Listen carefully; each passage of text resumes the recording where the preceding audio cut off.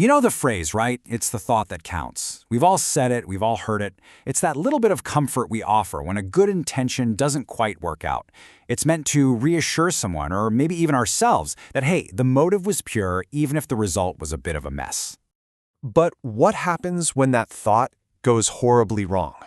What if it leads to harm that was not only predictable, but also completely unreasonable? What happens when our sincere desire to help ends up hurting the very people we were trying to save? And this is exactly what we're digging into today. We're about to take a hard look at the uncomfortable truth behind good intentions and how, without one absolutely critical ingredient, our best efforts can go catastrophically, terribly wrong. So, this drive to help others, we call it altruism. And it's one of the best parts of humanity, really. But what we tend to forget is that altruism can have a shadow side, a paradox, where our genuine attempts to do good can become, well, profoundly destructive.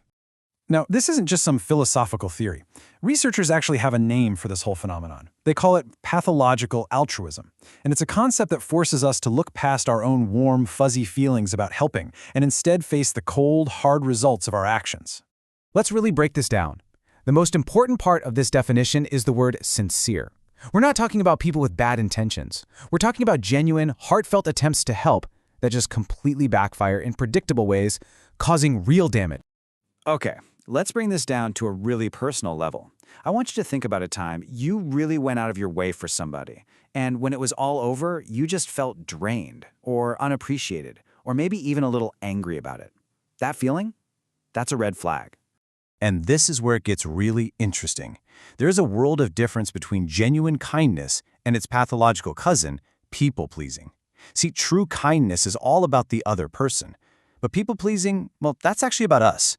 It's what our own need for approval, our fear of saying no. We think we're giving, but we're really trying to buy something. And that's exactly where that resentment starts to build. And that resentment, it's just a symptom of a much bigger problem. One that can spiral into some really damaging behavior. Just look at these examples. You've got the partner who thinks they're being loving and supportive, but they're actually enabling an addiction. The parent who thinks they're protecting their kid is really just teaching them they're not accountable. And in the most tragic cases, a parent's desire to protect their child can have fatal consequences for others. Every single one of these actions starts with the desire to help. Okay, now let's zoom out, because this isn't just about our personal lives. The exact same flawed logic, good intentions without any critical thinking, plays out on a global scale. And the consequences? They're almost too big to even wrap your head around. $2 trillion. Just let that number sink in. That represents a mind-boggling amount of goodwill, a massive global effort to lift people out of poverty. It's got to be one of the largest altruistic projects in all of human history. And yet, here's the brutal reality check from economist Ambisa Moyo. She argues that this flood of money, totally disconnected from what's actually happening on the ground, has often just propped up corrupt governments, choked local economies, and actually made things worse. The intention was amazing. The result was a disaster. And once you start looking for this pattern, you see it everywhere. Policies to help everyone own a home sounded wonderful, right? But they helped trigger a global financial meltdown. A popular, well-meaning therapy for PTSD, it actually made some patients' trauma worse. Billions have been poured into social programs that simply didn't work. And in every single case, the reason is the same. They went with what felt right, instead of what the evidence, what the actual science was telling them. So, if good intentions aren't enough, what is? What's the antidote to all this pathological altruism? The answer is a single, powerful word we throw around all the time but rarely stop to really think about: integrity. So let's try a little thought experiment. Picture a professional hitman. He's meticulous, he's reliable, he's consistent, and he always follows through on his commitments. So my question is, does he have integrity? And the answer to that question reveals everything.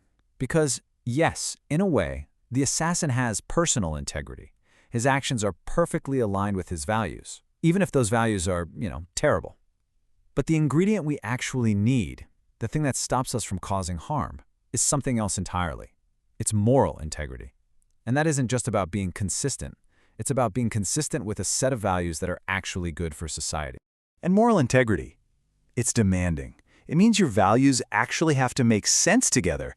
They have to align with the good of society. It means you actually do what you say you believe. You do it over and over again. And you don't have a different set of ethics for work and for home and for your friends. It's about being a whole, undivided person.